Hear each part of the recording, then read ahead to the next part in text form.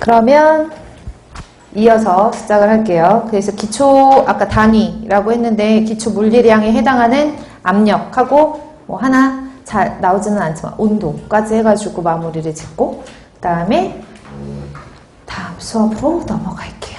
압력 6번 할 차례죠. 6번에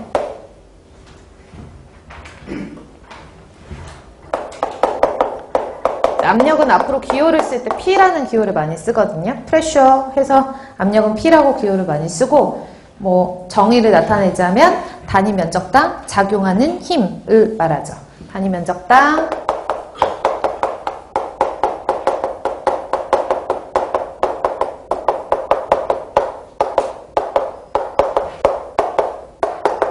그러면 압력 프레셔라고 하는 압력 P를 기호로 써보면 단위 면적이라고 했으니까 제일 첫 시간에 면적은 에어리어 A라고 쓰기로 했죠. 면적당 작용하는 힘. 그러면 힘은 force 이렇게 쓸까요? 아니면 힘의 단위와 같은 개념으로 보는 게 중력이 힘을 받았다라는 중량이라고 했으니까 얘 말고 여기다가 weight 쓰고 단위 면적 써도 압력의 의미가 되거든요. 그럼 사용하는 단위가 중량 먼저 쓰면 그램 중 이렇게 써도 되겠네요. 그쵸? 킬로그램 중 중량 이렇게 써도 되죠? 단위 면적당. 그러면 CGS 단위로 쓰려면 얘가 뭐가 편하죠? 센티미터의 제곱이 편하고 얘는 미터의 제곱이 편하니까 센티미터의 제곱 얘도 압력 단위가 될 수 있는 거고 여기는 미터의 제곱 이래도 압력 단위가 될 수 있는 거고 이해 가시나요? 그래서 단위 면적당 중량 해도 되고 단위 면적당 작용하는 힘이라고 해서 force 힘의 단위를 써도 돼요. 앞서 잠깐 말씀드렸던 뉴턴이라든지 근데 다인이란 단위는 많이 생소해 하시는데 다인도 힘의 단위거든요. 그래서 뉴턴이라는 단위도 있고 다인이라는 단위도 있어요. 이렇게 다인이라는 여기 보면은 뉴턴이라는 단위 밑에다가 단위 면적 미터의 제곱 다인이라는 단위 밑에다가 센티미터의 제곱 이렇게 써줘도 압력 단위가 되거든요. 참고로 아까 잠시 말씀드렸지만 force F는 MA 그쵸? F는 질량 곱하기 A라고 하고 그러면 뉴턴이란 단위는 힘의 단위니까 뉴턴 이렇게 쓰고요. 뉴턴이란 단위는 어떤 물질 1kg의 질량을 갖는 걸 1m/s 제곱의 가속도로 미는 데 드는 힘을 우리가 뉴턴이라고 하거든요. 그럼 다인이란 단위 좀 생소하시잖아요. 그쵸? 1다인이라는 얘기는 얘를 한 단계씩 작게 쓰면 돼요.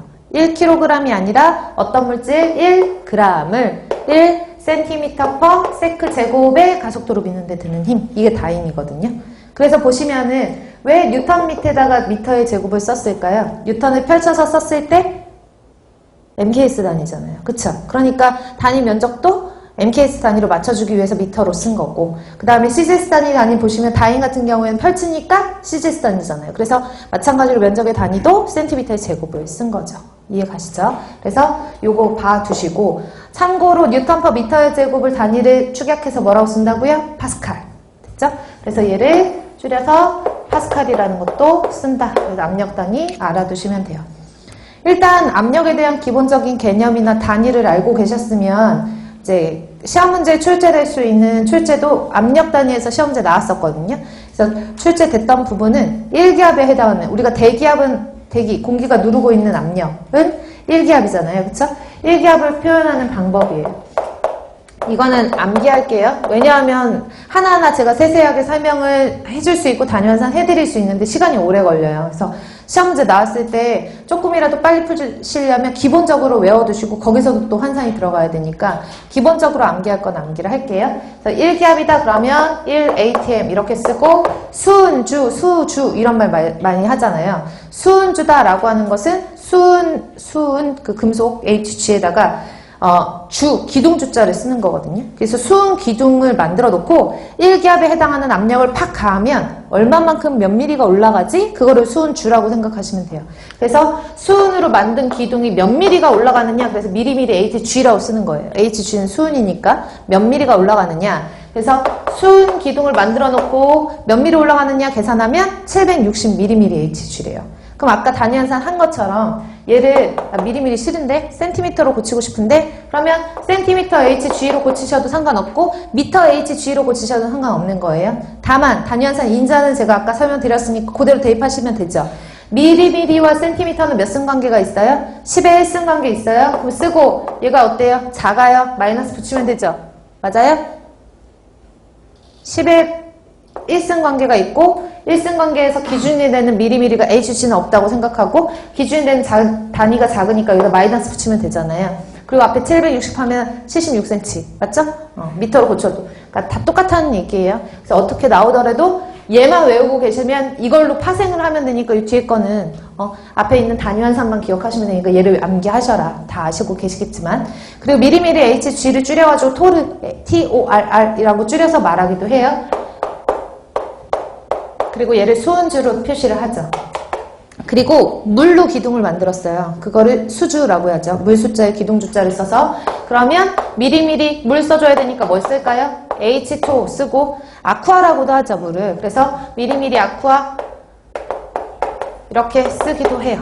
미리미리 아쿠아. 그래서 얘는 외우고 계시면 10332 1332예요. 1332 10332 그러면 이거 두 개 다 아까 전에 미터로 한번 바꿔볼까요? 얘 미터로 바꾸면 얼마지? 0.76m예요. 0.76m 그쵸? 760mm니까 0.76m? 1m 안 되거든요. 그리고 얘는 얼마예요? 10m예요. 10m. 약 10m.